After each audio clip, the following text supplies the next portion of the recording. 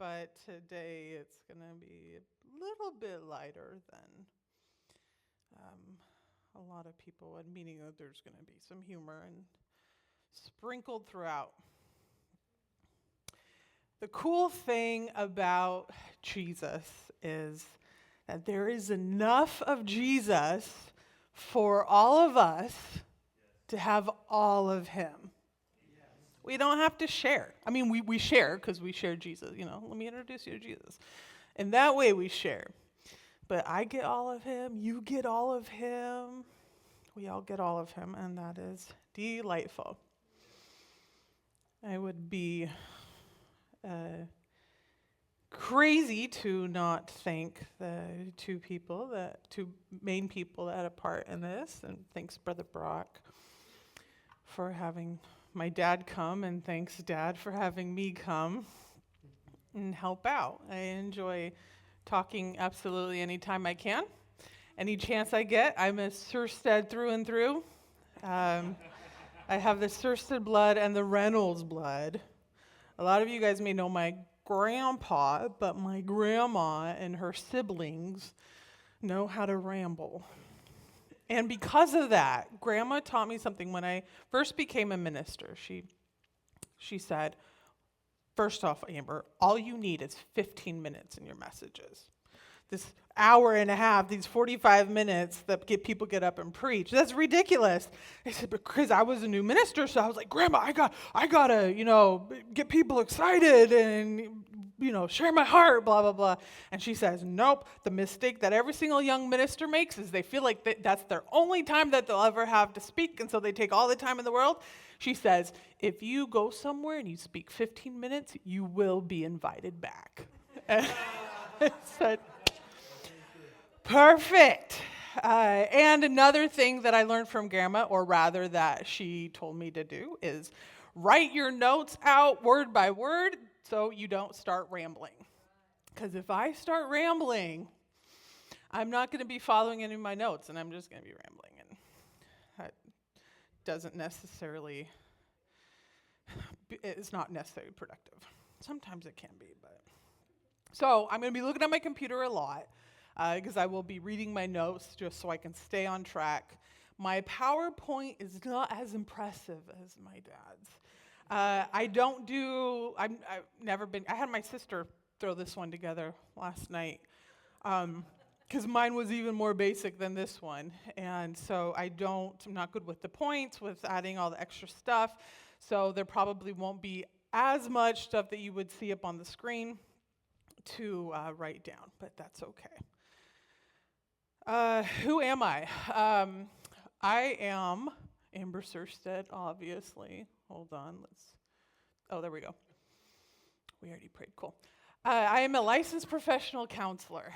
I have just realized not too long ago that I have over 10 years experience in the field, which is the most wildest thing in this whole entire world, because I'm not even old enough to be out of high school. So I'm not sure, I'm old enough to have 10 years of experience in the therapeutic world. That's just terrifying. But it's been a great ride.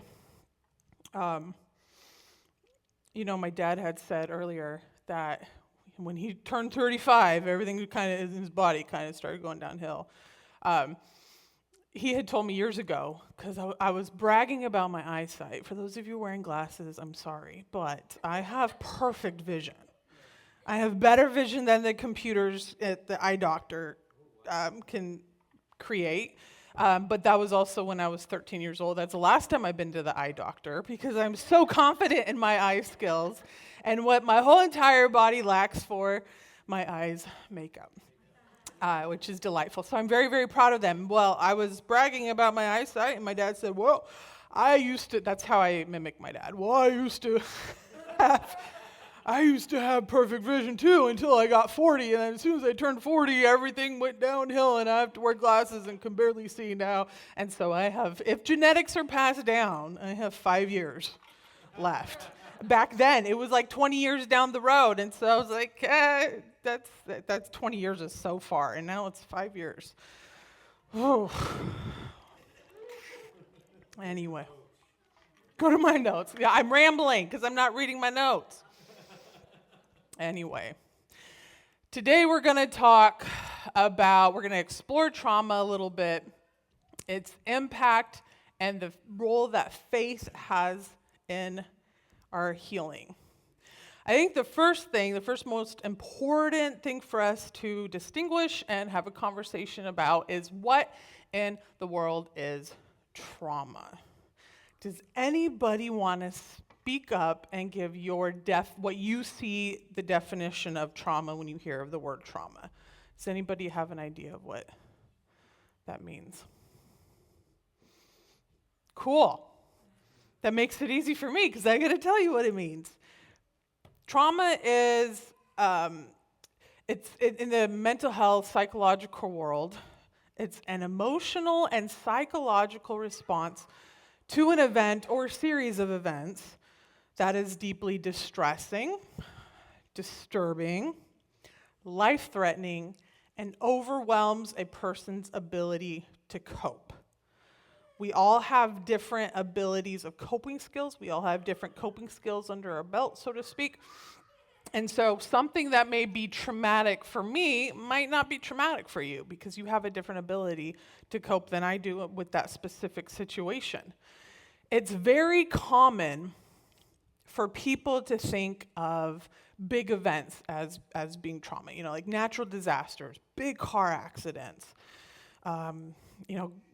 specific events at war.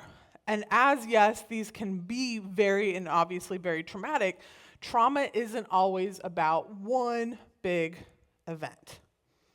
Sometimes trauma can come from sprinkles of little stress that compounds over time. It's like, have you ever heard of the analogy, or somebody's talked about the analogy of you have like 3 little annoying grains of sand in your sock. You go to the beach and you walk on the sidewalk and some socks or some grains of sand get in your shoes. And there's these 3 little grains. At first, not a big deal. You don't really notice it. And then a little bit later, you start noticing it. And then a little bit later, it becomes annoying.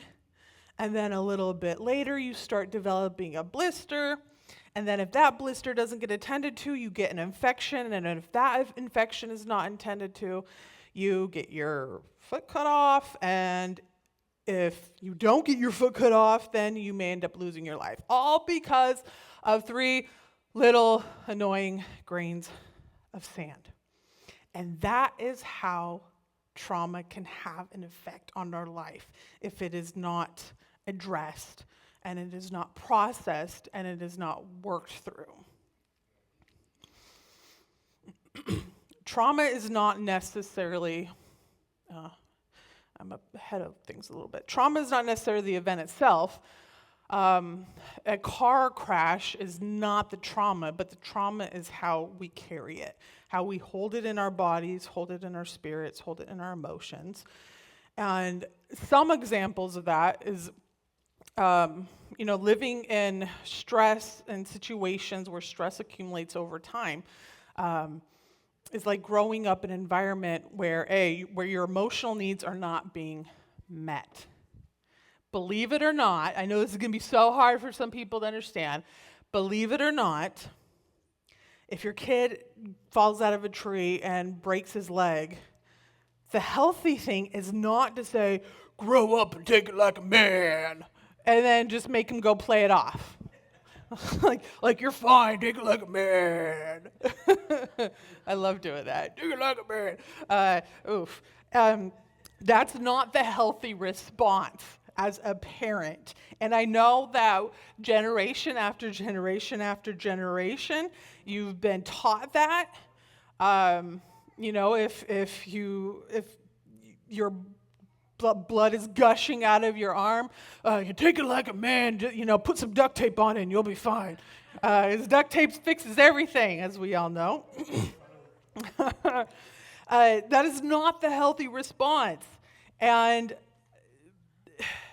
using the kid analogy, when the kid falls out of the tree, breaks his leg, in that moment, what that kid is actually needing is that emotional nurturing that they can get from their parent, from their caregiver, from their guardian, whoever is taking care of them. Because without that emotional care and emotional comfort, we start developing a type of, I guess, film, maybe, like proverbial film, over our trauma. And we think, oh, it's covered up, it's fine, it's okay. And then as time goes on, it's going to start getting infected. And then what's going to happen if it gets infected? A lot of times people come to us as counselors, and they should have come to us 20 years ago, but thank God they came now. But they come to us, and things have gotten so out of control and so intense that it takes a lifetime to work through and to process these super crazy symptoms that their trauma has created, right? Another example is living in ongoing stress. That's another example of trauma. So it doesn't have to be, one big car wreck, one big natural disaster. So if you have consistently unstable housing, if you have chronic illness that you're dealing with day after day, week after week, month after month, year after year, if being in an unpredictable relationship, for example, walking on eggshells, I think we all know what that means. Walking on eggshells means that your relationship is so on ice that every single thing I say, I have to be careful. If I say this, they're going to go off. If I say this, they're going to go off. If I say this, they're going to go off. So our nervous system is in that fight, flight, freeze mode 24/7. And you're not going to be able to heal when you are consistently in that I have to protect myself mode. And we'll talk a little bit about that here in just a second. We can handle stress and it not have a lasting effect on us, in small doses. But when there's when it's constant with no break, it's just stress upon stress upon stress. What happens is our bodies, physiologically, our bodies start living in that crisis mode. So that becomes our homeostasis, is crisis mode. So if you're living in crisis mode, and this is your baseline, this is crisis mode, other people that are not living in crisis mode, they're down here.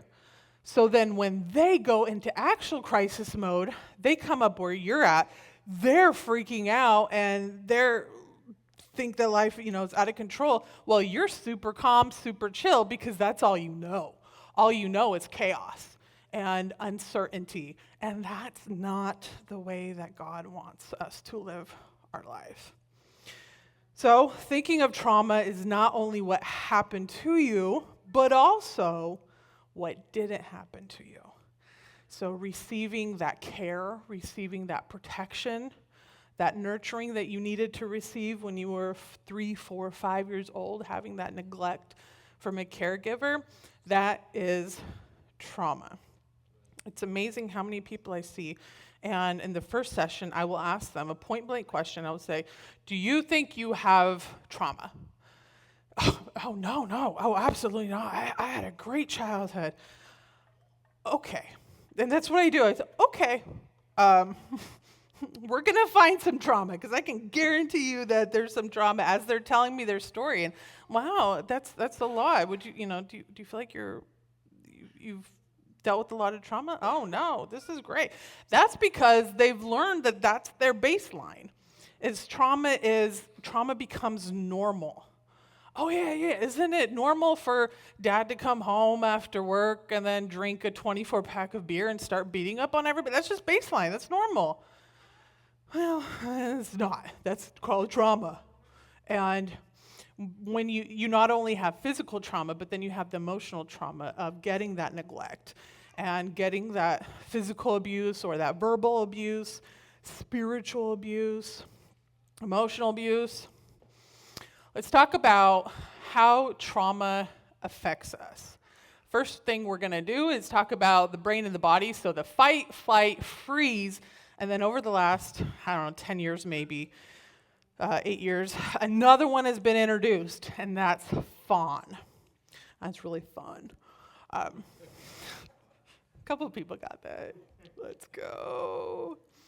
When something happens and our brain perceives that situation as a threat, regardless of the validity or not, it's people that deal with paranoia. They have a lot of fear, and they have a lot of, thinking that things are threatening them.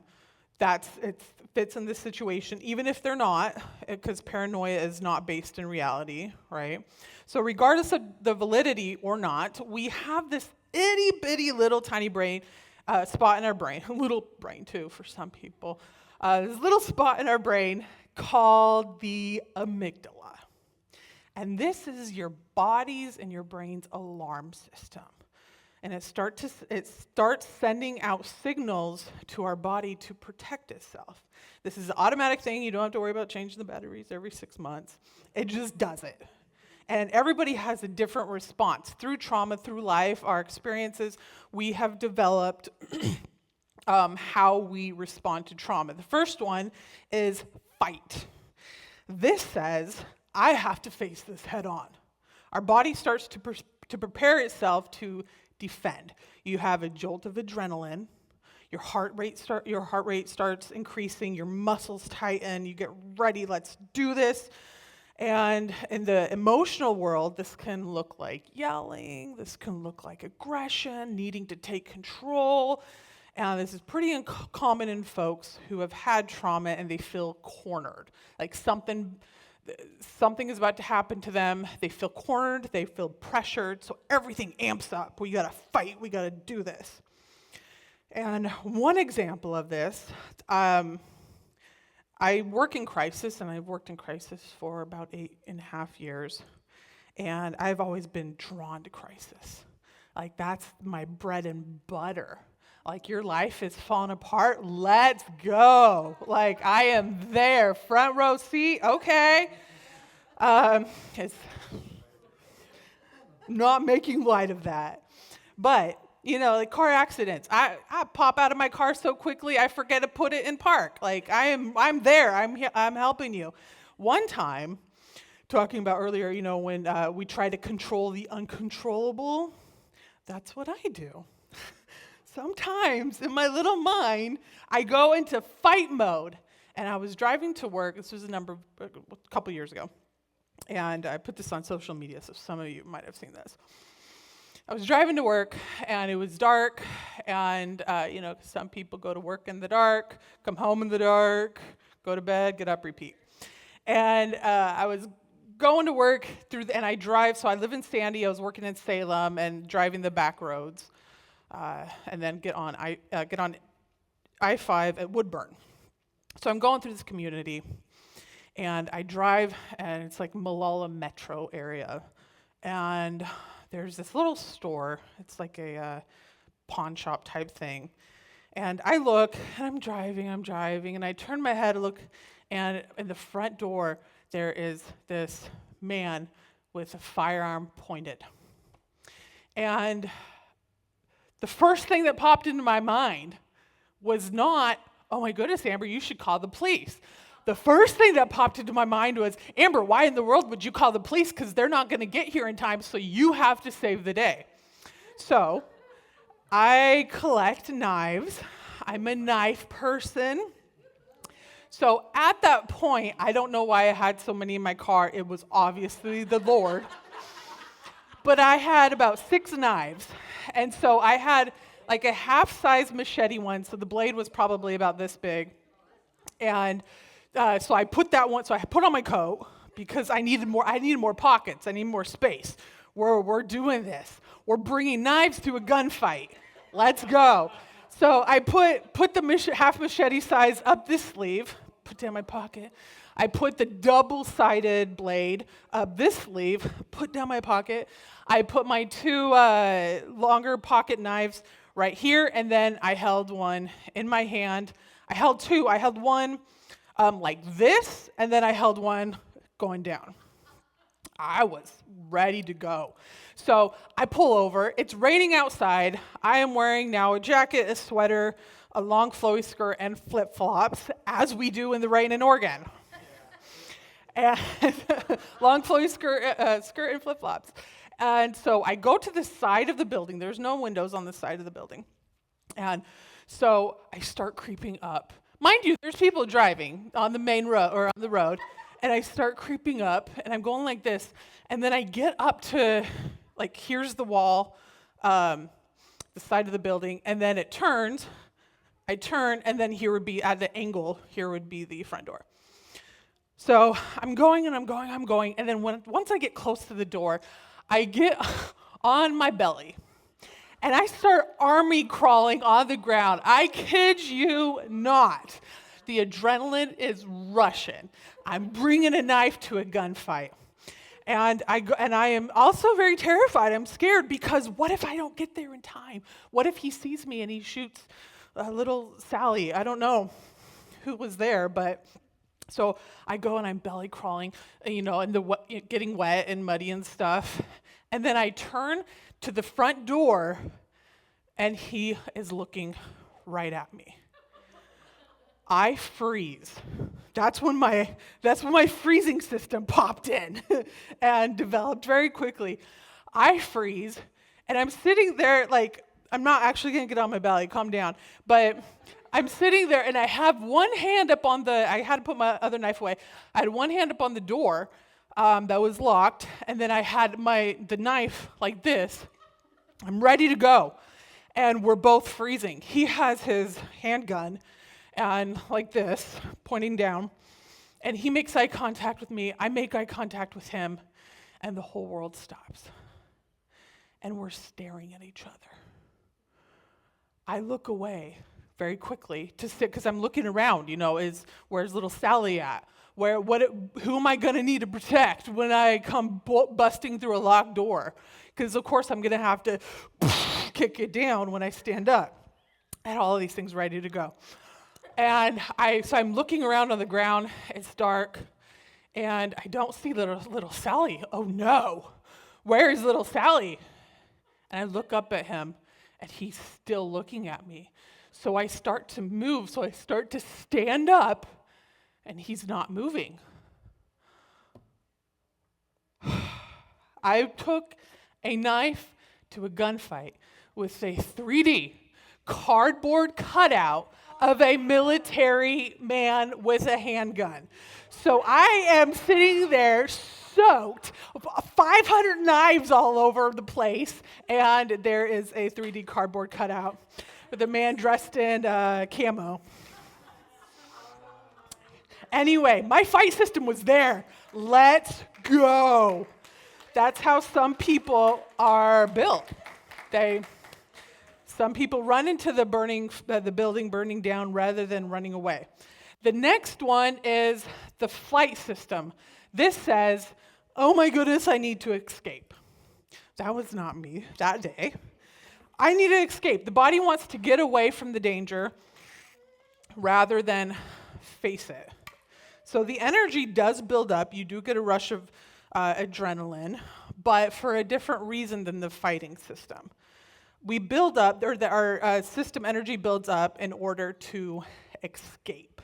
So this can look like different things, like avoiding people, avoiding situations, overworking just to stay busy, leaving events suddenly. There's some people who would as soon as they walk into this building, right away they know all the exits. They know how to get out. They know if somebody comes in with a firearm, what to do. They know, is there anybody carrying in this church? Who do we depend on? Who's our security system? What do we just fall to the ground? Do we run out the side doors? What do we do? They have it all figured out in seconds. That's our flight system. The next one is freeze. This says, oh my goodness, I can't move. I can't decide. I can't think clearly. In this role, the mind starts to shut down to survive. So this is because the fighting and the fleeing system is absolutely impossible for this person. So in this scenario, the heart rate actually starts dropping a little bit, and rather than speeding up, the body just feels stuck. You just feel paralyzed, frozen in time. And difficulty thinking, sometimes this is when people become dissociated. Dissociation is a big thing when it comes to protecting yourself. Zoning out, which is a little different than daydreaming. And the last one is the newer one, and that's called fawning. And this says, I'm going to keep the peace so I'm safe. Have you ever heard of the term people pleaser? Yep. Do we have any people pleasers in here? Yep. That's not necessarily all. People pleasing is not always associated with this specific word, but a lot of times it is. And the body tries to avoid danger through pleasing others. It's a survival strategy. We may not even realize it that we do, because we don't want people mad at us. We don't want people upset at us, because if they get mad at us, then they may say something that's harmful or do something that's harmful. So we go out of our way to do what we can to make sure that they're taken care of, that they're happy, that nothing's going on. It's our survival strategy. And oftentimes this is developed through childhood trauma. Having, caregivers that were abusive, and so you learn at a very, very young age, I have to be a good person, else I'm going to get hurt. And who wants to get hurt? All of these responses are not signs of weakness. It's important to know that. And it's also important that we understand that these are survival responses. This is how we keep ourselves and our body and our mind and our spirit safe, is we develop these responses. These are ways that our nervous system has learned to protect us. Sometimes this can be a little bit of frustrating when you just get that paralysis and you can't think clearly and you can't have a logical discussion. And then 2 hours later, while you're taking a shower, you're having that argument. I'm like, oh, that was so good. How come I didn't say that? Ugh. That's because the part of your brain just kind of goes offline during that time when you feel cornered and you feel pressured. We are going to go through some of the emotions. We're going to kind of go through these pretty quickly. How these emotions can affect us, or how these emotions have an effect over us when it comes to trauma. First one we're going to talk about is shame. What is shame? Shame is a deep sense of thinking, I am bad, rather than I did something bad. We internalize it. We have that inner critic. When people experience trauma, it often convinces them that they are defective, they're unworthy, they're to blame. Some effects of shame are often withdrawing yourself, isolating, like I said, having that super harsh inner critic, developing or having difficulty accepting care, accepting kindness, struggling with our identity, self-worth. The next one is fear, and this was touched on a lot today. This is a survival, in regards of what I'm talking about today, this is a survival emotion that is based on responses to danger, whether it's, again, real or perceived. Trauma wires our nervous system to stay on alert, right? And so the body remembers things even if the mind forgets it. Our body, there's a super good book, if you are in psychology or are interested in psychology, it's called The Body Keeps Score. Some of you may have heard it. It talks about how our body holds the trauma and remembers the trauma. So this fear can look like being super hypervigilant, being easily startled, having panic attacks, avoiding, going out of your way to avoid triggers, reminders, having a hard time trusting people, having a hard time bringing your nervous system down to where you can relax and rest. The next one is guilt. And this is this feeling is responsible for causing harm or not preventing harm. So trauma survivors may think, oh man, I should have done something different. If I would have only done X, Y, Z. When a very, very, very big one, another part of my job, I work for 988, which is the National Suicide Hotline. And so I come across this a lot, and we have people, family members that call us who have lost people to suicide. And one of the first things that they say is, I never saw it coming. I should have been able to catch it. I should have been able to tell this was different, or this was different. And so they have that survivor's guilt, which is very, very, very, very, very strong. Next one is grief, and this is the emotional response. Obviously, we most times connect grief to losing a loved one. But grief is also related to a bunch of different types of loss. So loss of safety, loss of identity, loss of future dreams, relationships, people, jobs, houses, pretty much just any type of loss. People go through that grieving process. And this may look like intense sadness, yearning for that loss, whatever or whoever that may be. Grief fog. Grief fog is where it becomes very, very difficult to concentrate and to remember things, so your memory becomes pretty shady for a while after a loss. So you have shame and guilt. Shame and guilt keep people stuck in self-blame. And then you have fear that fuels that avoidance and prevents healing. And then grief is thrown on the mix, and then that reminds us of what was taken or what we will never have, and sometimes even deepens that shame and that guilt. So you put all of those together, and that is the perfect recipe for the perfect storm, because they create a cycle where we feel trapped between our past pain and then our fear of the future, what life's going to be like in the future.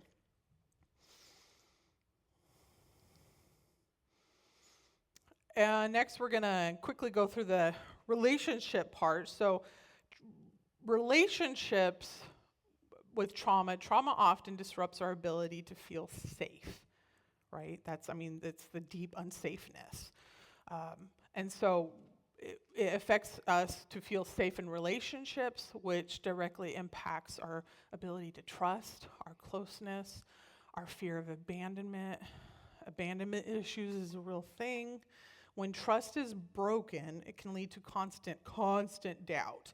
So we have difficulty relying on other people, and again, that need to be in control because we are worried and because we are fearful. So the more fearful we get, the more we want to be in control. Closeness and intimacy may feel very, very unsafe, leaving people between that, craving that connection, while at the same time pushing people away.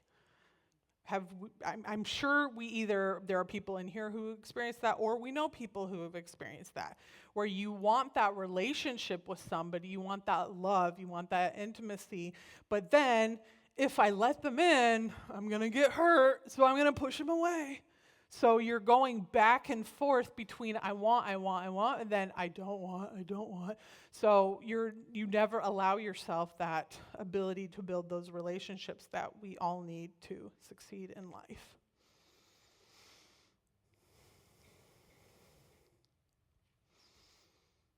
Faith plays an obvious very big role in this. We have all seen two types of people.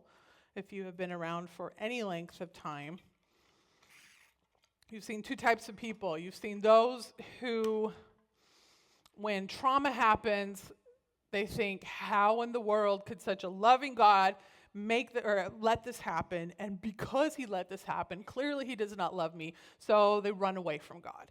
They go so far out, it's ridiculous. And then on the flip side, you have those that experience trauma, and then that actually opens the door for the ability to even have a deeper relationship with God. So when old foundations are shaken, many people begin to seek God in that raw and in that honest way. Yes, bringing questions of anger and grief and frustration and doubt into prayer, but that's what God wants. Is because he knows that we're human. He knows that we're going to be scared. He knows that we're going to fear. And so he wants us to be honest with him. And how can he help us if we're not honest with him? It's amazing how many clients come to counselors and they're not honest with counselors about what's going on. And then they get frustrated. Well, that counselor doesn't know what they're doing, and they're not doing any good. And I've been the same way. I've been seeing that counselor for 5 years, and nothing has changed. Well, it's because you're not being honest. Like, how can we as counselors help you if you're not being honest? And it's the exact same thing with God. Yes, God's a little bit different because he can read our mind and knows the insides and the outsides, but he still wants you to be honest with him. So in the valleys of trauma, people often discover aspects of God that they might not have needed before the trauma, which I think is super cool. His comfort, his nearness to the brokenhearted, his ability to carry what feels too heavy to bear. If everything's going great, we don't necessarily crave that part from God, but when we are going through trauma and we're processing through trauma, having that close relationship with God and being able to quote those verses, God is near to the brokenhearted, and he holds your wounds in his hands. He's taping you up. He's taking care of you. He's doing surgery on you. Trauma may strip surface level faith. If you just come to church for the social aspect of it, trauma is going to be really difficult to work through. But it can also cultivate a deeper, more resilient relationship with God, which is what we want. Trauma can be thought of like a wound, and we've heard this probably taught on many times or preached on. It's not always visible on the outside, emotional trauma, but just as real trauma is in need of attention, our emotional traumas need of attention. A physical trauma, if I have a bone popping out and blood's gushing everywhere, I need surgery, I need to be cleaned, I need to be bandaged, I need to have a cast on, I need time to heal. Emotional and psychological wounds require care, they require compassion, and they require safe spaces to mend. And that's where the church comes into play, and we will talk about that here in just a minute, or a couple minutes.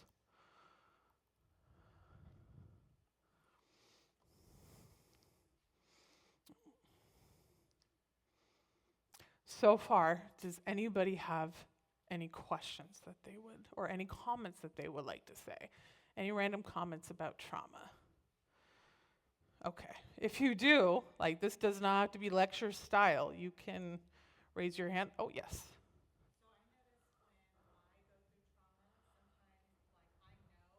Mm-hmm.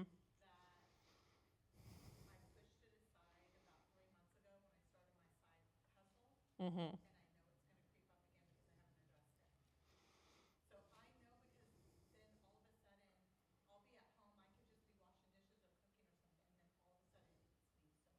Yeah. Yeah. Yeah. That's the crazy intense thing about trauma and grief is that it's you've lost, if you lose a loved one, that's a common one, so it's not easy to talk about, but it's a lot of us have dealt with that commonality. If you lose a loved one and then you go into the grocery store and months down the road and you go and you see their favorite can of peanuts, never in a million years would you think about crying. But then you see that, and then it brings all those memories back, and then boom, you're having a meltdown in the middle of Winco. You hear a song that you know that person liked. 2 years down the road, post-death, you hear a song, and then boom, you're stuck on I-5, bawling your eyes out. It's because with unprocessed trauma, even with processed grief and trauma are a little bit different, but when we don't process trauma, it is going to come up. For some people, it'll come up in 5 months. Some people, it might be 5 years. Some people, you can bury it so deep inside of you that 50 years later, it finally starts coming. But it will come. Not to set you up or anything, but if you haven't felt it, just buckle up, Buttercup. It's coming. The healing from trauma. One of the first important, and these, I'm not going through like an exhaustive list. This is just a handful of things that I got. Creating safe spaces is vital for healing from trauma. It's very hard. If you live in an abusive situation, it's going to be very, very, very hard to work through that and heal through. God can provide a miracle, yes. I'm going to say that, but when it comes to the healing process, without that miracle, it's going to be next to impossible to heal in that safe environment or in that unsafe environment. Because your nervous system, when you're in an unsafe environment, your nervous system is, full blown. It's going crazy. You are on edge all the time, and when your body is not relaxed and your nervous system is not come down, it's going to be super hard for you to be able to start processing through these events in your mind. When we step into a safe environment, whether it's a supportive relationship, whether it's a calm physical space, our nervous system begins to come down, and we begin to shift out of that constant fight or flight mode. The safety slowly starts restoring our ability to trust, which allows emotions to surface. Emotions we don't want to feel, but those emotions start to surface without fear of judgment, without fear of rejection, and then we're able to start working through those. Safety breaks the isolation. So it reminds us that, I don't have to hold all of this on my own. And as a church, and again, we're going to get into that a little bit here just a minute, but as a church, cultivating that safe space. So people come in, whether it's somebody who's been in church for 50 years or somebody who's just walking right off the street for the very first time, it's so important to create a non-judgmental. We are not the judge. Leave that to the judge. Our job is to love, to provide empathy, non-judgment, so people can start to heal. Again, whether it's somebody who's been here for 50 years or a brand new person. Next one is reconnecting. So reconnecting through trust and meaning helps us heal from trauma, because trauma, again, isolates. Trauma disconnects us from people and sometimes from ourselves and from our sense of purpose. When we begin to rebuild trust, even in the itty-bitty tiny ways, we remind our nervous system that not every connection is danger. Not every person is out there to get you. Not every person wants to take all of your drama and trauma and crisis and put it on social media. There are safe people out there. So when we begin to build that trust and bring safety into our lives, we're able to see that. Those blinds start coming off of our eyes. Next one is our faith in God. Faith offers a powerful foundation for healing, especially in the aftermath of trauma. The verse I mentioned just a few minutes ago, Psalms 34:18, says, "The Lord is close to the brokenhearted and saves those who are crushed in spirit." I'm pretty sure, but I am going to ask a raise of hands for this one, because I think we're all in it together. But how many of us have been brokenhearted a time or two in our lives? Yeah, boom, boom, hands everywhere. We're human, right? Not everybody is super nice. And we deal with trauma. We deal with natural disasters. We deal with death. We deal with loss. We deal with mental health stuff. Of course, we're going to have broken hearts.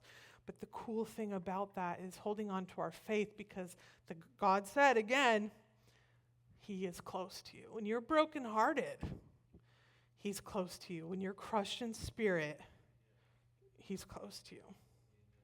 God's presence isn't distant or conditional. Now, my love for my nephew dogs is very conditional. For example, my sister has two little things. Two little things, and that like to bark. And one of the things I really like, Rusty. Oh, Rusty, Auntie Amber loves you so much. Oh, come say hi to Auntie Amber. Oh, Rusty. And then Pepper comes in the room. Hi, Pepper. Clearly, Pepper's not my favorite. It's just so awkward. But then, okay, Pepper, come on. Pepper, Auntie Amber loves you too, blah, blah, blah. Don't want them to feel left out. And then they jump up on Auntie Amber's lap, and then I decide to breathe through my nose, and they stink so bad. And then I just push them down. Oh, Rusty, get away from me. Your breath stinks. And then their mom, my sister, comes into the room and says, Amber, why do you hate my dogs? I said, they smell like they're disgusting. Are you ever going to shower or bathe them or whatever? I just gave him a bath last night. Oh, that's disgusting. And in that case, it's very evident, and I will shout it from the rooftops. My love for those dogs are so crazy conditional, it's ridiculous. If they stink, get away from me. That's why I am not a parent. One of the many reasons why I am not a parent. This whole diaper and then brown and green and stuff, absolutely not. Nope, send it to somebody else. I am not called for that purpose in life. I am very conditional when it comes to things like that. God is very unconditional, regardless of how idiotic we act sometimes and how dumb we are sometimes. He still, he can get annoyed, I'm sure. But he still opens his arms. And you haven't taken a shower for 2 months. Oh, come here, Amber. Oh, I love you just so much. I love you. I take showers. It hasn't been 2 months. It's just an example, guys. Everybody calm down. But God loves us regardless. He wants us to change if we're bad, but he still loves us. And there are just some basic practical tools that we can utilize to help us work through some of this stuff. This is, again, not an exhaustive list. These are not conclusive. If you have been in therapy, secular therapy, you probably will know what grounding techniques are. Grounding techniques is something that basically just brings us into the moment, because trauma has a way of getting us in our head. We get into our head, so we think of all of the bad things that did happen. We think of all the bad things that can't happen. We think of all the shame, all the negative. Well, grounding has a way of bringing us back into the moment. So the easiest one, the biggest, most common thing, is called the 5-4-3-2-1 method. And as you take all your senses, so breathing, I was pointing to my nose, breathing. Yeah, so seeing your vision, seeing, smelling, tasting, and then the other two.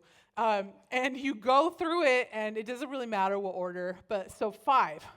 I think of what's 5 things that I can see. So I look at my computer. I can see my computer. What does it look like? What's on it? And I start to actually talk to myself out loud and describe my computer. And then the carpet, I could begin to describe the carpet. And then I move to the next one after 5 things. 4 things. What are 4 things you can touch? And so then I touch the little rubber mat on the pulpit, and I begin to think about what it feels like and describe it. And you go through the 5-4-3-2-1. And that brings your brain into the here and now, because you're focusing on the here and now. You're focusing on what you can hear. You're focusing on what you can smell, what you can see.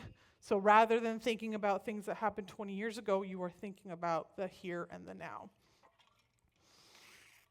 Another one is deep breathing.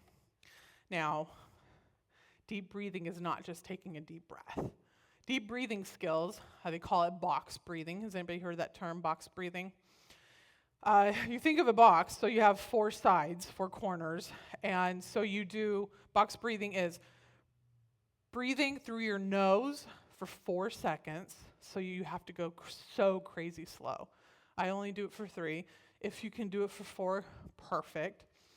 You breathe slowly through your nose, 4 seconds. You hold your breath for 4 seconds, and then you breathe out through your mouth for 4 seconds, and then you hold for 4 seconds, and then breathe in, hold, breathe out. And what this does is it helps prevent hyperventilating. Because when we're in panic attacks and anxiety attacks and the whole entire world's blowing up, we start breathing heavy. And when we do that, we start to hyperventilate. And nothing good happens when people hyperventilate. Back in the day, they used to get the paper bags, the breathing in and out of the paper bags. That's being replaced with the box breathing. So if you practice that when you're feeling good, when you're more in control of everything, you practice that, so when you are feeling just a little stressed, your nervous system is a little on edge, you just take 30 seconds out of the day, sit down with both your feet flat on the ground, not crossed, because if you've gone to the doctors and they're getting ready to take your blood pressure and they say, uncross your feet, because your feet are crossed, that's because crossing your feet has an effect on your blood pressure has an effect on your nervous system and how you were doing. So sitting flat, going through 2 or 3 reps of that, and so it becomes just muscle memory. So when you are kind of panicking, you already know what to do. For whatever reason, I thought it was a good idea. I had somebody in my office the other day, meeting them for the first time, and they started having a panic attack.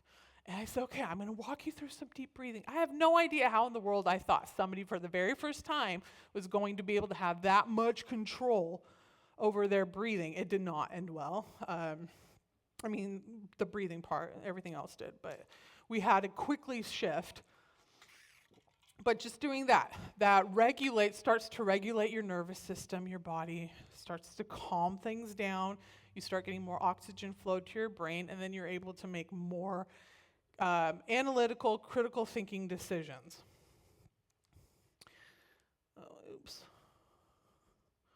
I didn't touch though. Yeah, so the last 2 would be prayer, obviously. But when I say prayer, I'm not talking about hallelujah, thank you, Jesus. Hallelujah, thank you, Jesus. Looking at your watch. Okay, it's been 5 minutes, let's go. Like that, honestly, I don't think that that's really going to do much because your brain's not really in it. When that is the type of praying, when you're so focused on the time, you're texting on your phone, and really all you're trying to do is I got to get my steps in. So I got to get my 5 minutes of prayer in. But it's not really connecting with God. So utilizing prayer as another form of self-care, because that's what you're doing. You're taking care of yourself. It offers a spiritual grounding. So when our soul feels very uncertain, when we pray and we get into that super sweet, special place with God, it's able to calm our emotional nervous system down. We're able to start thinking a little bit clearly, which is important. And then community care. Community care reminds us that healing does not have to happen in isolation. We can be surrounded by people who care, who love, who support, and that's a wonderful, wonderful thing. We are starting to come in for a landing. Everybody say, praise God. Thank you, Jesus. We're going to talk about the church's role. Trauma-informed ministry. Trauma-informed ministry does not mean, oh yeah, we know that trauma happens. That's not what trauma-informed means. Trauma-informed care doesn't mean, yeah, we understand that trauma happens, so whatever. Trauma-informed care. Empathy, patience, and compassion as a church. If we are going to minister to people that are healing, that are hurting, that are broken, regardless of your status in the church, it is so crazy important that we have empathy and we have patience and we have compassion. When people live a full life of trauma and they have those addictions that are just rooted and grounded in their spirit and in their brain, outside of a miracle, the healing is going to take some time. It's not a fast process. So when the church becomes a place of understanding rather than judgment, it allows those who carry those invisible wounds to feel seen. And when we feel seen, we can feel safe. And then when we feel safe, we can start to heal. Empathy helps the church listen without rushing to fix. It's so hard. Both of my jobs, I do long-term therapy and then I do crisis counseling. And so oftentimes I'll do a shift of crisis work where I do have to go to fix. I have to run and gun. I'm boom, boom. I'm the one making the decisions. I'm doing this. And then the next hour I'm sitting with somebody doing long-term therapy. You have to be able to make that switch. So as a church, we listen and we don't judge. As some of you guys have seen that on social media. We listen and we don't judge. And sometimes we really want to judge. And sometimes we may be secretly judging. But as a church, we listen. We don't rush to fix it. We don't judge. We're offering that presence instead of those platitudes. Patience recognizes that healing is not, we've all heard this 5,000 times in our lives. Healing is not linear. And that is true. Healing is all over the place. It's like a tangled up ball of yarn. It's just super, super crazy. And then you have people like therapists, pastors, ministers, mentors that come in and you talk as you have your ball of yarn that's just going crazy in your head. And as you talk, we're the ones that sit down and help you start unwinding it and help you put it in one long coherent string so that it can roll up in an actual ball of yarn. Avoid harmful cliches. Can anybody think of a cliche that they have heard that has not been helpful? Yes. Time heals all wounds. Yep, that's on my list. Yes. They're in a better place now. Yep. That's another one. Yep. You'll get over it. Yep. They're in a better place. Time heals all wounds. As these may be well intended. Like, I've heard all of these. Everything happens for a reason. God won't give you more than you can bear. I've heard all of these. And as they may be well intended, and for the people that I've heard them from, I don't think that they are saying that to be harmful, to be spiteful. They're saying it oftentimes because they don't know what else to say. And so I feel like I got to say something. And that sounds like an encouraging, positive thing to say. That can unintentionally dismiss your pain, dismiss the person's pain. They're in a better place. Well, yeah, if they're in heaven, of course they're in a better place, but I want them here.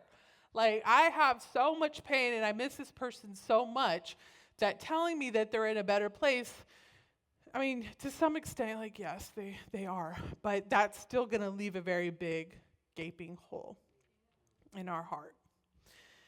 Trauma healing from trauma requires validation and not correction. When we choose presence over platitudes, what we're doing is we're communicating, saying, you don't have to fix this right now. You don't have to hide this. And you are not alone. Offering presence means showing up with quiet compassion, with listening without trying to make the pain smaller, without diminishing, and allowing space for silence. Silence can be so crazy powerful, it's insane. Allowing space for silence, for tears, for uncertainty, for even worry sometimes. It starts to give the survivor or the individual back a sense of control. Because when you're going through trauma, you don't really have control. So when you start to heal, you can start gaining that control a little bit. The next one, encourage therapy, ... alongside faith. Let me put a plug in for Mountain View Counseling. That's my company, by the way. I didn't tell you guys that. Mountain View Counseling. It's based out of Clackamas, Oregon. I do telehealth and in person.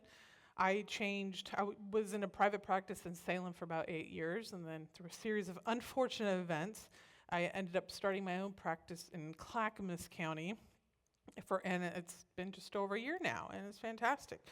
So encouraging therapy, sorry, that was loud.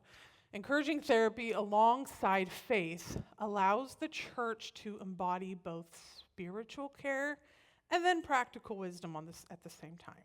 So the church becomes that bridge, if you will. You have your faith, you have your counseling, and then you have the church that kind of brings these together, and it's just a wonderful picture.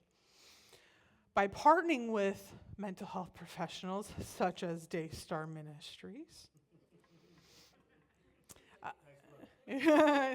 Daystar Ministries, it can help break the stigma around mental health therapy.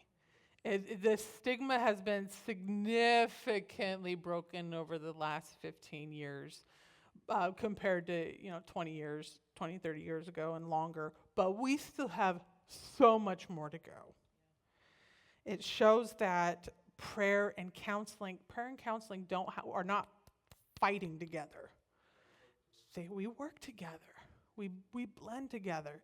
I'm a Christian who is a counselor, not necessarily a Christian counselor. 95% of my clients are not Christians, and so I do secular counseling. But you better believe that I'm praying in my head as I'm sitting there, and I'm working with this person. And the cool thing about the Bible is anybody familiar with CBT? Anybody know that term, cognitive behavioral therapy? It's a type of therapy used a lot in the secular therapy world. That is all over the Bible. What we think is how we feel, or how we feel is what we think. What we think. What we think is how we feel, and how we feel is how we act. That's whatever a man thinks in his brain, so is he, or however that Bible verse goes. In his heart. In his heart. Sorry, thank you. In his brain, in his heart. Whatever a man thinks, so that's what he's going to do. And that's what CBT is. So I'm actually able to utilize biblical techniques, and they don't even realize it. And it's fantastic. They're getting Christian counseling without even realizing they're getting Christian counseling, which is super cool. It's truth, yeah.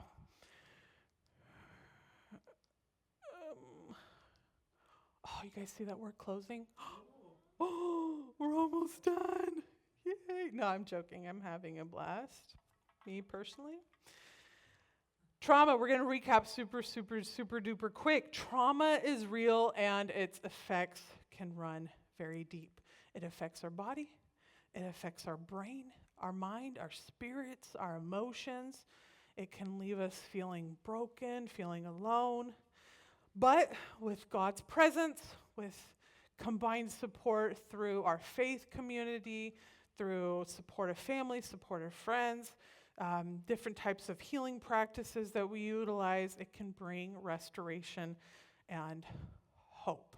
And while, yes, the pain may shape us, the cool thing about trauma is that it's not cool, but the idea is that it shapes us, it can help shape us, but it does not have to define us.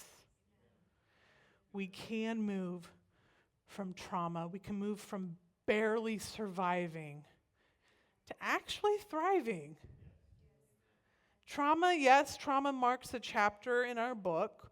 Some people have more chapters than others, but it does not have to write the whole entire book. Healing from trauma is possible, and there is hope. God meets us in our pain. He doesn't expect us to get over our pain before he meets us. He meets us where we are. He offers us comfort, the assurance that we're not alone, that strength that we need. He can help us restore a sense of safety. He can help us start regulating our emotions so our nervous system can come down, so we can start working through a very, very, very hard chapter in our life. One thing that, and I think about, yep, there you go. So that's the end of it. One thing that I want to share is a super cute, adorable little story as we conclude. And this happened a number of years ago. It kind of tags onto the fear situation. A number of years ago, there was a family that used to go to our church, and they had 4 little girls, and all at that point under the age of, I think, 6. And with 4 girls, mom and dad, of course, they're not going to have time to go out and date night. That's ridiculous. And so I felt impressed in my spirit. I talked to the mom, and I said, "Do you trust me with your kids?" She said, "Yes, you are one of the few people I trust with my kids." I said, "Fantastic." I said, "What would you think if I came over and I babysat your kids except the baby? I'm not taking the baby because babies do things in their diapers. I'm not doing it." I said, "You have to take the baby," because it was like 4 or 5 months, so super little baby. And I said, "I'll take the older 3, and I'll come and I'll babysit, and you and your husband go out for a date night, do whatever you want to do." And she was, "Oh, yes, please, thank you so much." And I said, "Great." So we set up the date. So it was on a Thursday. That Tuesday, I just got out of the hospital. So I was very tired. I was very, very weak. And so we thought about canceling it, and I was like, "No, I'm going to be fine. I'll go and I'll sit." So I go to the house, and there are 3 little kids. I didn't realize how much, you have to consistently be active. Nobody told me that part. I am the youngest of 4, so I didn't have anybody below me. And so in my mind, I'm like, "Yeah, this is going to be chill. I'll just read them a little book, and they're going to be sitting on the couch, and it's going to be just adorable and cute. Then we're going to fall asleep, and then 3 hours later." So that's what I had in my head. That's not what had happened. So the parents leave. They ended up going Costco. Costco is their date night because then you go to grocery shopping. And grocery shopping without 4 kids is apparently very easy, or easier than having 4 kids. So they went grocery shopping. Okay, you do you. So the girls wanted to watch a Disney movie, so we put something on, and there was 3 different lamps, and so said, "Amble, can you," because little kids don't know how to pronounce ours. "Amble, can you turn off the lights?" And I said, "Yeah, I'll turn off 2 of them just so we didn't see the glare." So I just turned off the 2 that were glaring in the screen, and there was 1 more. And at that stage, I was working with DHS and CPS. There is no way. I was so on edge with these children. I said, "There is no way I'm turning off all of the lights. Absolutely not." I heard horror stories of stuff. And I was like, no. And so they're like, "Amber, can you turn off the other light?" I said, no. We're going to keep 1 light on so we can see. And one of the second oldest girl says, "Amber," and you have to know her accent to really understand. And she says, "Amber, don't be scared. Don't be scared." I said, I'm not scared. I'm not scared. "What are you talking about?" "No, we just need to be able to see, in case somebody needs to go up use the restroom." And so we made it through that situation. Then movie gets done, and they get up, and they want me to turn on some music. So I turn on a little bit of Kirk Franklin, and "Lord, You Are Good." I still remember the song. And so they wanted to dance. And so I'm thinking, oh, thank God, they're getting all their energy out. Well, apparently there's different levels of energy, and you just don't get it out in 1 song. So we did multiple rounds of Lord, You Are Good. And they were dancing and going all crazy. And they said, Amber, come dance with us. And so, again, just got out of the hospital, still a little bit sick, very, very weak. And so I stand up, and I'm just kind of, doing this. Yeah, this is fun, girls. Yeah, you guys are doing so good. And I'm like, okay, I got to go sit down. So I sit back down, and they're dancing. I said, Amber, come dance with us. I said, you know what, Amber has to take a little break. And they said, the little girl, she says, don't be scared, Amber. Don't be scared. I said, I'm not scared. I'm just sick. I'm not scared. I can't dance. Trust me. I have mad dancing skills. I'm not scared. And then we made it through that situation, and they wanted to do another activity that required me to be active. And I said, I don't think I could do that right now. I'm really winded. And then the oldest girl, she says, do you need me to call the 911? And I said, no, I do not, because her mom had taught her before they came over with me being sick. She taught the oldest girl to call the 911. If Amber faints or if Amber can't breathe, call the 911. So she knew. She was ready to go. She went in her fight mode if she needed to. Do you need me to call the 911? And she's very articulate. And I said, no, I'm okay. I'm going. I just need to sit. And she says, do you need me to call the ambulance? I said, nope, we're not calling nobody. And then she says, do you need me to call the fireman? And I said, no. Wait. Hold on. Let's think about this one. Let's think this through. No, because they did not get that joke. So I did pause. Wait. And then realizing they're not going to get that joke. No. We don't need to call the fireman. I said, I just need to sit down. And the second oldest girl comes back. She comes over and she puts her hand on my shoulder and she says, Amber, don't be scared. Don't be scared. And I'm not scared. I'm totally fine. I am not scared. And that reminded me, later on, I was thinking about that story again. And that reminded me how many times we think we are so big. We think we're just like, we're capable of facing it like a man. And I don't need to process, and I don't need to cry. And not like that's what men sound like. That's just my version of... men do cry, men do process. I know, sorry, the 5 men who are here. 6 men who are here. No, I do. Yes, the men do cry, men do process. But a lot of times we think, oh, no, that car wreck didn't do anything. No, I'm totally fine, blah, blah, blah. But then you find yourself not being able to get back in a car for 2 years. And so you start working remotely. And then you move to a central location where you can walk to the bus, or you can walk to the grocery stores. And then you find one where there's a doctor's office within walking distance. And because you can't get into the car, but we're so, I'm going to say this term, I don't know if it's a bad word or not, but pig-headed. Is that a bad word? No, okay. Stubborn, thank you. Pig-headed was the only word. Stubborn. We're so stubborn that we don't want to admit, I can't do this on my own, because somebody else may have been able to process the car wreck just fine, and they're just fine. So we feel like we start comparing ourselves among ourselves. And so-and-so is just fine. So-and-so had it worse, and they're out there thriving, living life. So that means that I should be thriving and living life. But also nobody knows what so-and-so went through, and so-and-so how they've processed and how their healing journey goes. So that's another reason why comparing ourselves amongst ourselves is not a good habit to get into. So to absolutely recap everything, trauma happens. Trauma stinks. Trauma's hard. But God has put hundreds and hundreds of verses in the Bible to let us know, don't be scared. Don't be scared. Fear not.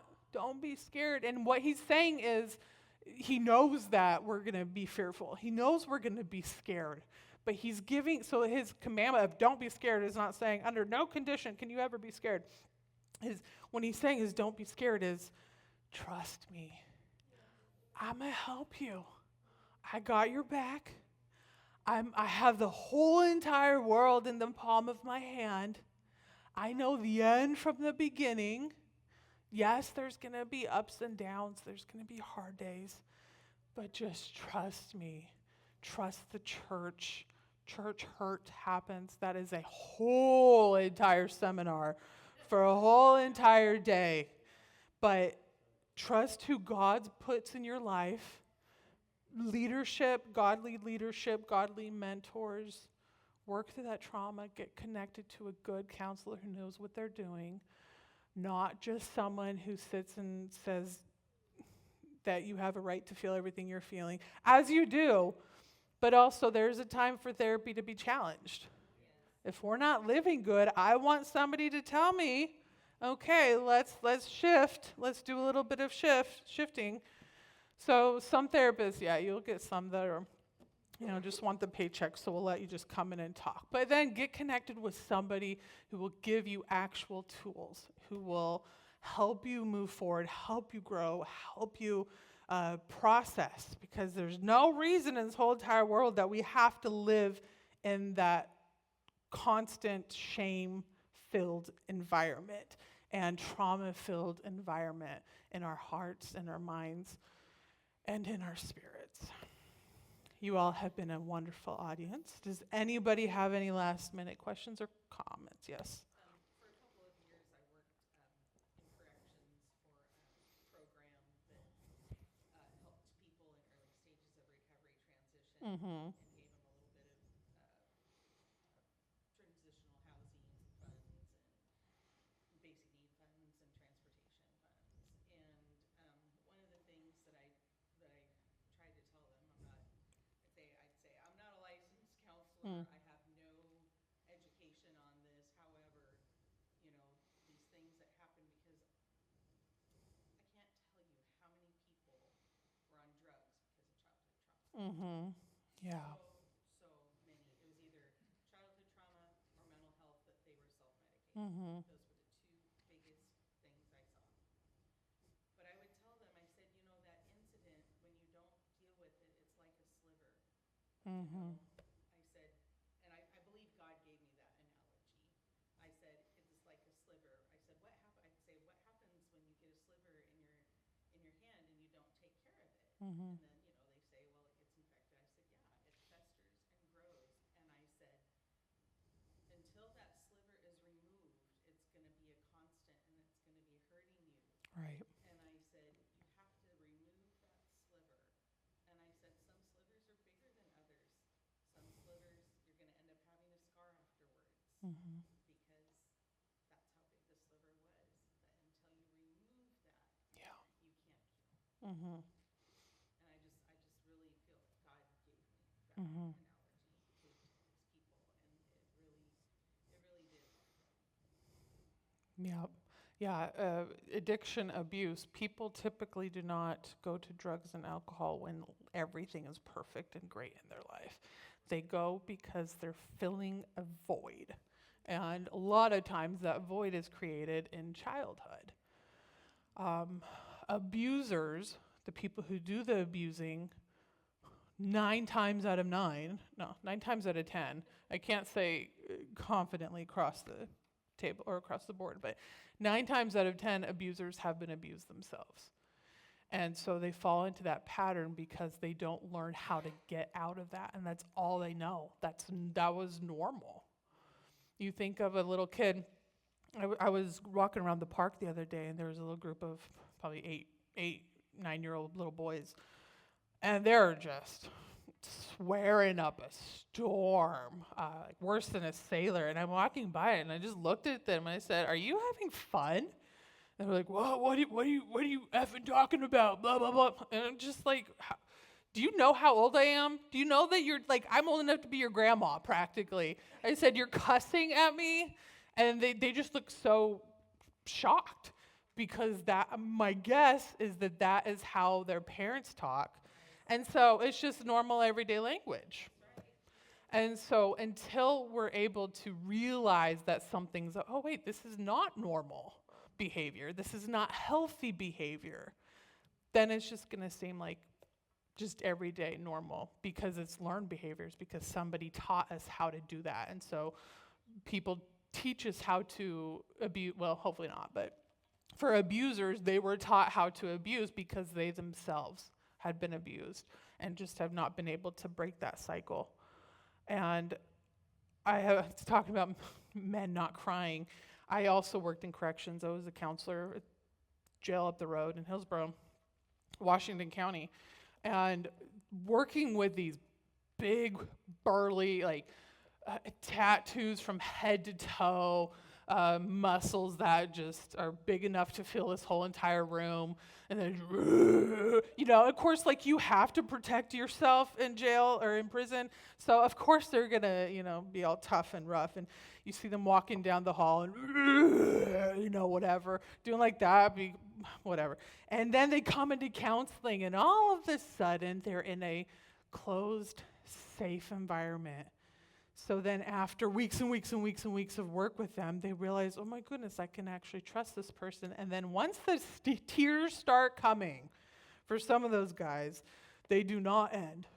And so because they realized, oh my goodness, this is actually not normal, healthy behavior. And there are people who can be good and who can live good lives and don't always have to run back to substance use and different forms of addiction. Any other comments as we wrap up? Questions or anything? Okie doke. Oh, yes.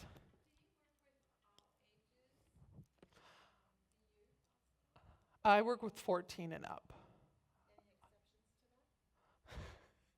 Possibly. I have worked with younger. It depends on the scenario. I don't work with single-digit kids because that's going to take a lot of play therapy, and I'm not set up for the play therapy structure. Play therapy means getting on the floor, and if I get on the floor, I'm not getting up. Who's going to get me up? What's it? Don't be scared. Don't be scared. In that situation, I am very scared. Who's going to get me up? So typically 14 and up. A big piece of that is also because of the state laws. Kids 13 and under, it is harder to build their trust because technically the parents have access to absolutely everything, and I have to legally give them anything that they want. 14 and up, that's when the limits of confidentiality get cut off, and so they're treated as an adult. I have no idea why. I was not the one who made the laws, but 14 years old, they're treated like an adult, and so when whatever I talk about stays between us two. And so if a parent asks me something, I'm not legally open. So building that trust takes a long time. And then it's hard to get a 12-year-old to sit still and to talk for 45 minutes an hour or younger. And so again, that's where the play therapy is that I'm not trained in that. My specialty is grief therapy. I do a lot of grief work, but work with anxiety and depression on top of that. But yeah, so anyway, 14 to 200 years old. I have not seen a 200 years old, but I would be willing, just so I could be famous because I did therapy with a 200 years old.